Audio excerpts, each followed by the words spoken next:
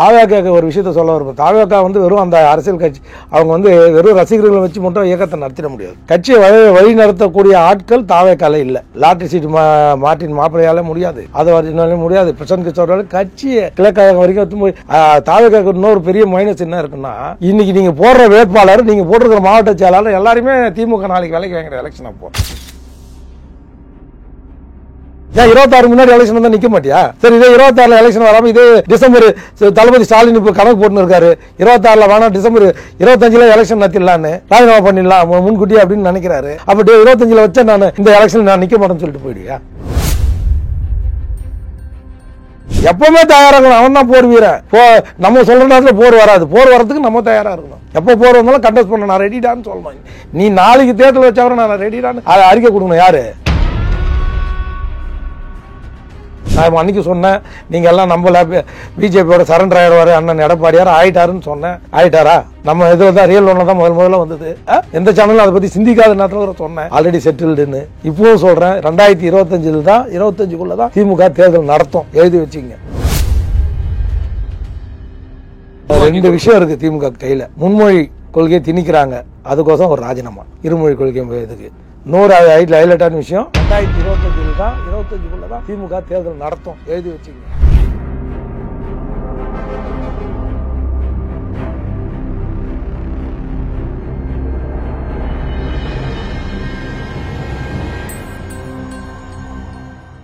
Real one voice நண்பர்கள் நேயர்களுக்கு வணக்கம். பல்வேறு முக்கியமான தகவல்களை பகிர்ந்து கொள்ள நம்மோடு இணைந்திருப்பவர் அதிமுகவுடைய முன்னாள் நிர்வாகி ஆவின் வைத்தியநாதன் அவர்கள். வணக்கம் சார். வணக்கங்க. இப்போ சமீபத்தில் வெளியான சீவோட்டருடைய கருத்து கணிப்புல அதிமுகவுக்கு 10% தான் எடப்பாடியார் முதலமைச்சர் ஆவதற்கான வாய்ப்புகள் மக்கள் மத்தியில் ஆதரவு இருக்குது அப்படின்னு சொல்லி கருத்து கணிப்பு வெளியாகி இருக்கு. இதை எப்படி?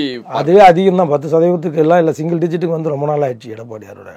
அதுல பாருங்களேன், அடுத்து தாவேக்கா 2வது இடத்துல இருக்கு. தாவேக்காக்கு ஒரு விஷயத்த சொல்ல வரும்போது தாவேக்கா வெறும் அந்த அரசியல் கட்சி அவங்க வெறும் ரசிகர்களை வச்சு மட்டும் இயக்கத்தை நடத்திட முடியாது. அண்ணன் இவரு விஜயகாந்த் சார் எப்படி வெறும் அவரால் அந்த ரசிகர்களை வச்சு மட்டும் கட்சி நடத்த முடியல. அதுக்கப்புறம் தானே அரசியல்வாதிகள் அண்ணன் பண்டுட்டியார் உள்ளே போனார். அப்புறம் ஒவ்வொருத்தரா அந்த கட்சியில் போய் ஐக்கியமாகி தான் அந்த கட்சியை வழி நடத்தக்கூடிய ஆட்கள் தாவேக்கால இல்லை. லாட்டரி சீட் மார்ட்டின் மாப்பிள்ளையால முடியாது, அதை முடியாது. பிரசாந்த் கிஷோரால கட்சியை கிழக்காக வரைக்கும் போய் தாவேக்காக்கு இன்னொரு பெரிய மைனஸ் என்ன இருக்குன்னா, இன்னைக்கு நீங்க போடுற வேட்பாளர், நீங்க போட்டிருக்கிற மாவட்ட செயலாளர் எல்லாருமே திமுக நாளைக்கு வேலைக்கு வாங்குற எலெக்ஷன் அப்போ இது வாபஸ் தேதி முடிஞ்ச உடனே நீங்க ஆட்டோக்காரன், ரிச்சாக்காரன், சாமானிய ஆளெல்லாம் போட்டிருக்கீங்க இல்லையா, அவங்கெல்லாம் நாளைக்கு ஈஸியாக வெலை போயிடுவாங்கன்றது தான் ஈஸியாக. கடந்த காலத்தில் இது மாதிரி தேமுதிகலையும் நிறைய கடந்த கால அனுபவத்தில் நம்ம சொல்கிறோம். டைலாக், சினிமா டைலாக் யாரும் எழுதி கொடுத்தானோ அதை அப்படியே படிச்சுட்டு போகிறாரு. 50% ரசிகர்கள் இருக்கணும், 50% இவங்களை ட்ரெயின் பண்ணக்கூடிய ஆற்றலும் முன்னாள் அமைச்சர்கள், 2ஆம் கட்ட தலைவர்கள், வேறு மாற்றுக் கட்சியில் இருக்கிறவங்க அரசியல் அனுபவம் உள்ளவர்கள், நீண்ட நெடிய அனுபவம் உள்ளவர்கள். வண்டுட்டு ராமச்சந்திரன் போல, செஞ்சி ராமச்சந்திரன் போல, இது மாதிரி நீண்ட திண்டுக்கல் சீனிவாசன் போல, நத்த விஸ்வநாதன் போல, கேடி ராஜேந்திரன், இது மாதிரி அரசியல் கீழே அரசியல் அனுபவம் உள்ளவர்கள் இருக்கணும். ராஜேந்திர பாபு புரட்சித் தலைவர் ரசிகர் மன்றத்தில் வந்தவர். ஆனால் அது மாதிரி அரசியல் அனுபவம் உள்ள இப்போ இருக்குன்னா அந்த 50% ட்ரெயின் பண்ணக்கூடிய ஆளாக இருக்கணும். அந்த 50% விலைக்கு வாங்கி விலை போயிடக்கூடாத ஆளாக இருக்கணும். அவங்களாம் வறுமையில் இருந்தவங்க எல்லாம். இப்போ நீங்கள் போட்டிருக்கிற மாவட்ட செயலாளர், ரிக்ஷாக்காரன், ஆட்டோ ரிக்ஷாக்காரன்லாம் வறுமையில் இருக்கிறவங்க. அவங்களுக்குன்னு ஒரு விலை இருக்குது. அந்த விலையை திமுக ஈஸியாக கொடுத்துருன்னு மக்கள் மத்தியில் ஒரு பயம் இருக்குது. கேண்டிடேட்டை பர்ச்சேஸ் பண்ணிவிடுவாங்க. இதெல்லாம் தம்பி விஜய் தன்னுடைய நுண்ணறிவை பயன்படுத்தி வெறும் அரசியல் ஆலோசகர் சொல்கிறது மட்டும் கேட்காம, இது மாதிரி வந்தவங்களுக்கு மாற்றுக் கட்சியில் புரட்சித் தலைவரே திமுகலேருந்து வந்தவங்களுக்கு தானே முன்னுரிமை கொடுத்தாரு. அண்ணன் பண்டுட்டியார்லேருந்து மதியாளர்லேருந்து எல்லாமே பாவ சண்முகத்துலேருந்து திமுகலேருந்து தானே வந்தாங்க. வந்தவங்களை அப்படியே கையேந்து போயிடுச்சு. முதல்ல வரும்போது திருவள்ளூர் மாவட்டத்தில் ஒரு SM துரராஜ் மட்டும்தான் வந்தார். ஒரே ஒரு சட்டமன்ற உறுப்பினர் தான் புரட்சித் தலைவர் கூட வந்தார். மற்ற அத்தனை பேரும் தலைவர் கலைஞரோட தானே இருந்தாங்க. அதான் இவங்களோட புஷி ஆனந்த் சொல்கிற மாதிரி புஷி ஆனந்தோடைய கொள்கை கோட்பாடோடு நீங்கள் பார்த்து பயணிச்சிங்கன்னா கண்டிப்பாக ஆட்சியை புரிக்க முடியாது. ஏற்கனவே இவங்க விழுப்புரத்தில் மாநாடு நடத்தும் போது இருந்த ஸ்ட்ராட்டஜி, இருந்த இதை விட இப்போ திரும்ப சரிஞ்சிருக்கு இந்த 3 மாதத்தில். இவங்களுடைய கட்சி செயல்பாடு அதுக்கப்புறம் முன்னெடுக்கக்கூடிய தெரியாமல் இன்னும் சொல்லுவாங்க, வழி தெரியாமல் திக்கு காட்டில் இருக்கிற மாதிரி இருக்கிறாங்க இவங்க. இல்லை, இப்போ நீங்கள் சரிஞ்சிருக்கு அப்படின்னு சொல்லி தெரிவிக்கிறீங்க. ஆனால் இந்த சர்வேயை பொறுத்த வரைக்கும் பார்த்தீங்கன்னா திமுகவுக்கு அடுத்த நிலையில் சுமார் 18% ஆதரவு விஜய்க்கு இருக்கிறது அப்படின்னு தானே வெளியாகி இருக்கு. 25% 18 குறைஞ்சிருக்கு விஜய்க்கு. திமுக அவங்களுக்கு நியர்பை தான் இருந்தது. இவங்க சரியா முன்னெடுக்கலன்னு சொல்ல வரேன். அந்த 3 மாசத்துல சரியா முன்னெடுத்துக்கல. அரசியல் ஒவ்வொரு மாசத்துக்கும் ஒரு இடத்துல ஒவ்வொரு ஆர்ப்பாட்டம் நடத்தலாம். அம்மா நடத்தினாங்க விழுப்புரத்தில் கரும்பு விவசாய மாநாடு ஆர்ப்பாட்டம், கரும்பு விவசாய ஆர்ப்பாட்டம் 2 மணி நேரம் தான் நடத்தணும், ஒரு நாள் ஃபுல்லாக நடத்தக்கூடாது. கரும்பு விவசாய ஆர்ப்பாட்டம் நடத்தினாங்க அம்மா ஃபர்ஸ்ட் விழுப்புரம், அதுக்கப்புறம் கோயம்புத்தூர் ஆர்ப்பாட்டம் அம்மா நடத்திட்டு 2 மணி நேரத்தில் அந்த ஆர்ப்பாட்டம் மொத்த கூட்டத்தை காமிச்சு ஒவ்வொரு மண்டல வயசா. நீங்க சொல்றத வச்சு பார்க்கும்போது மக்கள் பிரச்சனைகளை விஜய் கையில எடுக்கல. அவர் இன்னும் சினிமாவில் ஒரு கால் இதுல ஒரு கால், சினிமா விட்டு ஒரு கால் எடுத்தே வெளில வைக்க மாட்டாரு. பாயாசமா பாசிசமா அண்ணன் கலகாஜ் அண்ணன் கூட கேட்டாங்க, ஏதோ டிவியில் பார்த்தேன்.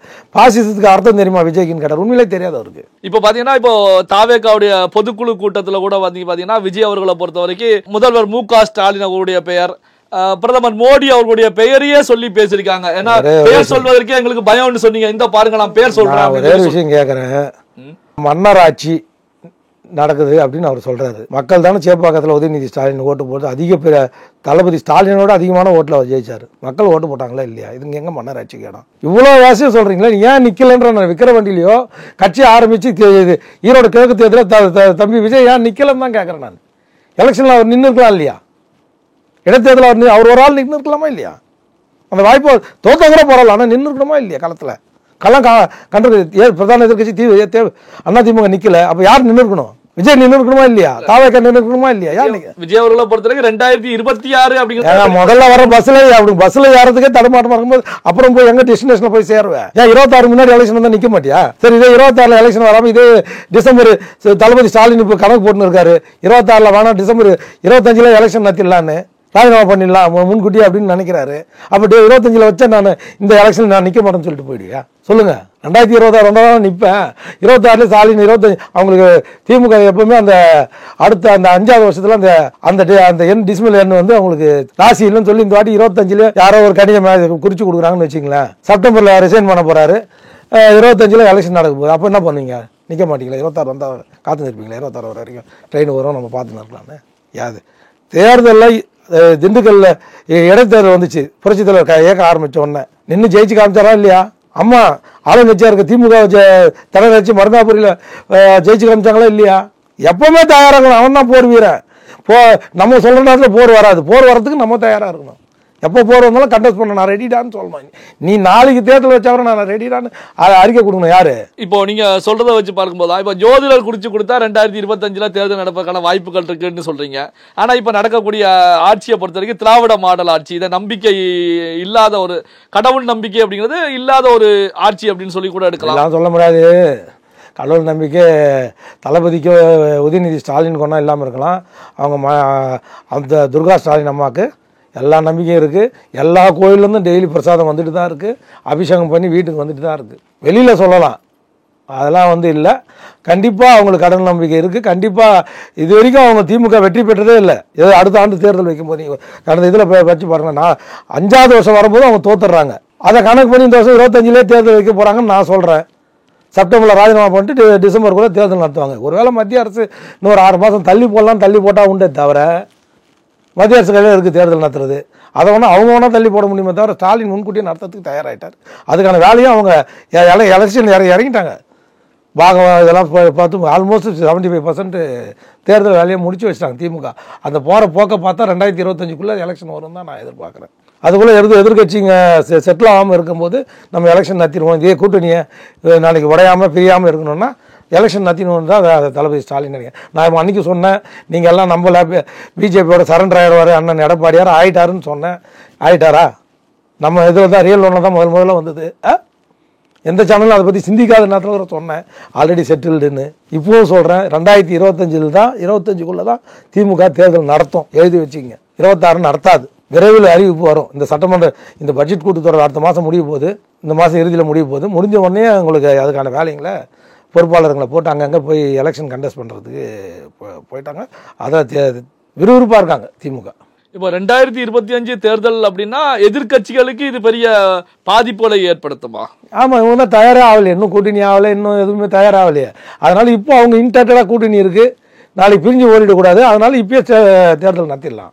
எதிர்க்கட்சிகளை ஒன்றிணைவதற்கு அலையன்ஸ் உருவாதற்கு முந்தைய நிலையிலேயே தேர்தல் வேலைகளை செய்வதற்கு முந்தைய நிலையிலேயே இப்ப கூட்டணி தேர்தலை சந்திச்சிடலாம் எல்லாம் 2026 தானே காத்து நிக்கிறாங்க. 2025 முடிச்சிடறாங்க தேர்தலை. அப்போ அந்த 2025 தேர்தல் அப்படிங்கிறது திமுகவுக்கு சாதகமாக இருக்கும். அந்த 200 தொகுதிகள் அப்படிங்கிற இலக்கை அடைவதற்கு ஒரு வாய்ப்புகளை உருவாக்கி 2 விஷயம் இருக்கு திமுக கையில. முன்மொழி கொள்கையை திணிக்கிறாங்க, அதுக்கோசம் ஒரு ராஜினாமா. இருமொழி கொள்கை இதுக்கு இன்னொரு ஹைலைட்டான விஷயம், மத்திய அரசு வந்து ஃபண்டு கொடுக்க மாட்டுது பள்ளி கல்வித்துறைக்கு, வஞ்சிக்கிறது.